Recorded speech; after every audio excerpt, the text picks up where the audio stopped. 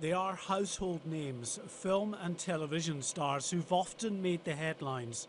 On Monday they'll be turning the tables on the tabloids, telling us in their own words how they suffered as a consequence of phone hacking and press intrusion. It's going to be very powerful television. What we've had so far is mostly lawyers reading out quite long statements, sometimes with their head down into the script. We're going to have people out the dowels just looking, answering questions in a very personal way. It's going to be very powerful. Hollywood actor Hugh Grant wasn't just a hacking victim. His fierce criticism of the tabloids led, it's claimed, to threats against him and his former girlfriend, the mother of Grant's newborn child, who was also recently granted an emergency injunction preventing photographers from harassing her. Sienna Miller received £100,000 in damages, just one of a number of stars who've sued News International. However, it's the testimony not of celebrities but of ordinary people thrust into the headlines because of personal tragedy which is bound to have the biggest impact.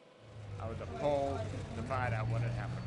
It was the revelation that one of his papers had hacked the phone of murdered schoolgirl Millie Dowler, which led Rupert Murdoch to close the News of the World and compensate the Dowler family to the tune of £2 million. Bob and Sally Dowler will be the first to give evidence on Monday. The child's gone missing. I mean, at that time, no one knew whether Millie was alive or had been killed. And yet, the press were there, relentless in their efforts to spy on them, everything that they could do. Such testimony will play an important role in helping Lord Justice Leveson weigh up the impact of press intrusion as he determines how far to go in tightening up the regulatory framework. For the industry, this is a nervous time. You really do have a tabloid press on its knees at the moment. It has no confidence. It's not being particularly revelatory. It's terrified of being put in the spotlight in the way that the News of the World was.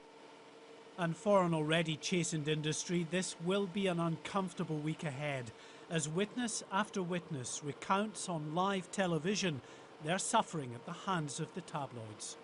Mark White, Sky News.